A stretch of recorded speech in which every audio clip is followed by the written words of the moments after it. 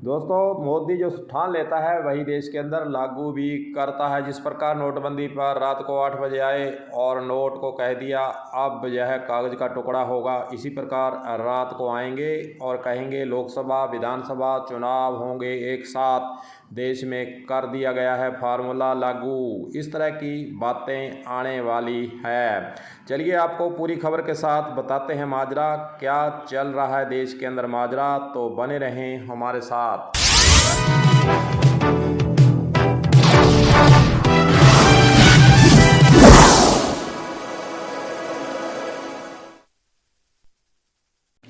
दोस्तों, एक देश एक चुनाव 2 फेज़ में लागू करने पर चल रहा है विचार। वहीं दूसरी ओर नई बेंच छिड़ चुकी है कि 14 राज्यों में विधानसभा चुनाव 2024 में तो अन्य राज्यों में 2029 में एक साथ कराने की कवायद बीजेपी के द्वारा शुरू की जा चुकी है। और जहां 2.5 साल से ज़्यादा सरकार चल चुकी है वहां पर जल्द होंगे चुनाव। 2.5 साल कार्यकाल पूरा करने वाले राज्यों की अगर हम बात कर लें तो मध्य प्रदेश, राजस्थान, तेलंगाना, छत्तीसगढ़, आंध्र प्रदेश, झारखंड, उड़ीसा, सिक्किम, अरुणाचल प्रदेश, हरियाणा, महाराष्ट्र, झारखंड, दिल्ली और बिहार हैं। इन राज्यों के अंदर 2.5 साल का जो कार्यकाल पूरा कर चुके हैं वहाँ पर 2024 में चुनाव करवाने की बातें चल चुकी हैं। वहीं दूसरी ओर मोदी के द्वारा एक अध्यादेश भी लाने का प्रयास जो सत्र बुलाया गया है उसके अंदर रहेगा। तमाम बातों पर चर्चाएं हो रही हैं और पार्टियों के स्तर से इसका विरोध होना भी शुरू हो चुका है। बम्बई के अंदर जो बैठक होती है 28 पार्टी में बैठक होती है, उसके अंदर इसका विरोध भी जताया गया। वहीं दूसरी ओर बीजेपी पार्टी के द्वारा एक कमेटी का गठन भी किया गया है। इस कमेटी के द्वारा यह पता लगाने का प्रयास किया जाएगा कि क्या केंद्र सरकार के द्वारा जो अध्यादेश लाया जा रहा है और जो बातें हो रही हैं और राज्यों के चुनाव लोकसभा के साथ करवाने की कवायद शुरू की गई है वह उचित रूप से लागू की जाए। अच्छा होगा, देश के सुधार के लिए अच्छा होगा, देश के जनता के लिए क्या अच्छा रहेगा, क्या इससे पैसा बचेगा, समय बचेगा और कहीं ना कहीं दूसरी ओर कानून व्यवस्था बनाने के लिए जहां एक और दुविधा बार बार रहती है उससे छुटकारा मिलेगा। वहीं आचार संहिता बार बार लगने से जो विकास के काम ठप हो जाते हैं वह सुधार हो सकेगा, वह काम नहीं रुकेंगे और सरकारी मशीनरी जो लगातार कई समय तक चुनाव की तैयारी में लगी रहती है उसे भी छुटकारा मिलेगा। तमाम बातें इस कमेटी के अंदर विपक्ष के सदस्यों के सहित बातचीत कर और इसको पूरा अमली जामा पहनाने के लिए प्रयास बीजेपी का है। और वहीं दूसरी ओर अगर हम इस कमेटी की बात कर लें तो इसके अध्यक्ष रामनाथ कोविंद पूर्व राष्ट्रपति को बना दिया गया है। और सदस्यगण की बात कर लें तो अमित शाह गृह मंत्री इसके सदस्य हैं और वहीं अधीर रंजन चौधरी लोकसभा में सबसे बड़े विपक्षी दल के नेता हैं। गुलाम नबी आज़ाद जो कि कांग्रेस के थे पहले, पूर्व नेता प्रतिपक्ष राज्यसभा हैं। NK सिंह पूर्व अध्यक्ष 15वां वित्त आयोग, सुभाष कश्यप पूर्व महासचिव लोकसभा, हरीश साल्वे सीनियर एडवोकेट, संजय कोठारी पूर्व मुख्य सतर्कता आयुक्त, इनको इस कमेटी के अंदर शामिल किया गया है।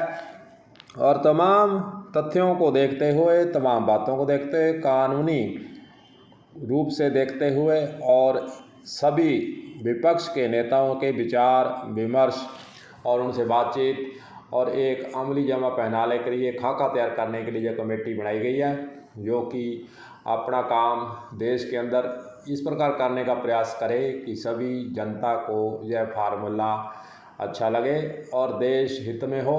इसलिए यह फार्मूला लगाने के लिए मोदी सरकार के द्वारा एक कमेटी का गठन कर दिया गया है और लोकसभा के अंदर एक विधेयक लाकर बीजेपी सरकार लोकसभा और राज्यसभाओं के एक साथ चुनाव कराने का प्रयास करती दिख रही है।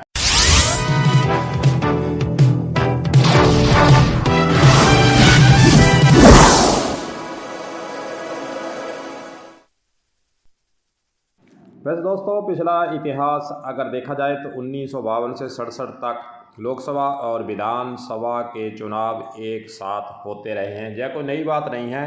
देश के अंदर जो फार्मूला मोदी सरकार के द्वारा लागू करने की कवायद की जा रही है, यह नया फार्मूला हम नहीं कह सकते। 52 से 67 तक लोकसभा विधानसभा के चुनाव एक साथ होते रहे हैं। वहीं दूसरी ओर वन नेशन वन इलेक्शन के मसौदे से जुड़े सूत्रों के अनुसार इस चुनावी सुधार का धरातल पर उतारने के लिए जरूरी संवैधानिक संशोधन भी करने होंगे। हालांकि यह व्यवस्था कब लागू होगी, इस पर अभी तक सरकार के स्तर से निर्णय होना है।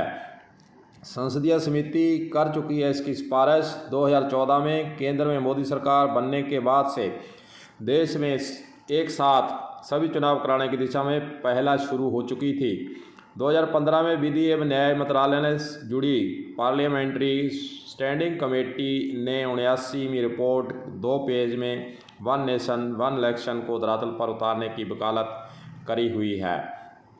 2018 में लॉ कमीशन एक ड्राफ्ट भी इस संबंध में जारी कर चुका है। विधि आयोग अपनी रिपोर्ट में कह चुका है कि इसके लिए लोक प्रतिनिधित्व अधिनियम 1951 के साथ कई संवैधानिक संशोधन करने होंगे।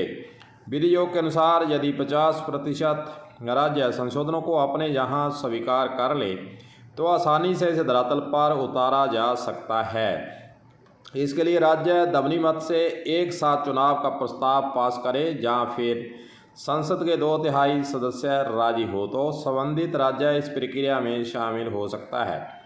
जस्टिस जीवन रेड्डी के नेतृत्व वाली कमेटी ने 1999 में जारी रिपोर्ट में कहा था कि विधानसभा का कार्यकाल बढ़ाकर या घटाकर चुनाव कराए जा सकते हैं। उधर मुंबई के अंदर जो विरोधी पार्टी इंडिया नाम से एक नया फार्मूला देश के अंदर लागू कर मोदी सरकार को हटाने का काम करने का सोच रही है, उसके द्वारा इसका विरोध मुंबई के अंदर ही जता दिया था कि मोदी सरकार डरी हुई है। वह अपना लाभ लेने के लिए इस प्रकार के कानूनी रूप से अमली जामा पहनाकर एक देश एक चुनाव कराने का फार्मूला लाना चाहती है। तमाम बातें हैं, सरकारें तो बदलती रहती हैं, बीजेपी कभी कांग्रेस कभी और अन्य सरकारें भी देश के अंदर आ सकती हैं, लेकिन अगर गंभीर रूप से सोचा जाए और जनता के मन के अंदर जो सवाल उठ रहे हैं और जो जनता आपस में चर्चाएं भी कर रही हैं कि पूरे देश के अंदर लोकसभा विधानसभा चुनाव एक साथ ही होने चाहिए, आम जनता से जब बातचीत की गई तो उनका कई यही कहना है कि खर्चा जो बार बार लगता है उससे छुटकारा मिलेगा, समय की बचत होगी, आचार संहिता लगने से छुटकारा मिलेगा, विकास के काम नहीं रुकेंगे और बार बार चुनाव के अंदर मशीनरी का दुरुपयोग, फिर करोड़ों अरबों रुपए का काला धन इसके अंदर प्रयोग किया जाता है और बार बार चुनाव होंगे तो यह तमाम बातें होंगी। कानून व्यवस्था के लिए पुलिस की भागदौड़, तमाम ऐसे मुद्दे हैं जिससे छुटकारा मिल सकता है। अब देखने वाली बात यही है कि लोकसभा के अंदर जो सत्र बुलाया गया है उसके अंदर मोदी सरकार क्या कानून बनाती है, क्या इस विधेयक को लाकर देश को एक नई पहल और एक नए सोच के अनुसार लोकसभा और विधानसभा चुनाव एक साथ कराने का प्रस्ताव पारित कर जनता को क्या मैसेज देती है, यह भी तमाम बातें देखने वाली होंगी। और विरोधी दलों का क्या रुख रहता है, क्या राज्य इसके लिए राजी होंगे, क्या विरोधी दल के जो 28 पार्टियां एक साथ आई हैं मोदी को हटाने के लिए, क्या इस पर राजी होंगी, यह तमाम बातें देखने वाली होंगी। देखते हैं आगे इस पर क्या निर्णय देश के अंदर सामने आता है। कलम न्यूज़ के लिए गुरदेव सिंह सैनी की हनुमानगढ़ से रिपोर्ट।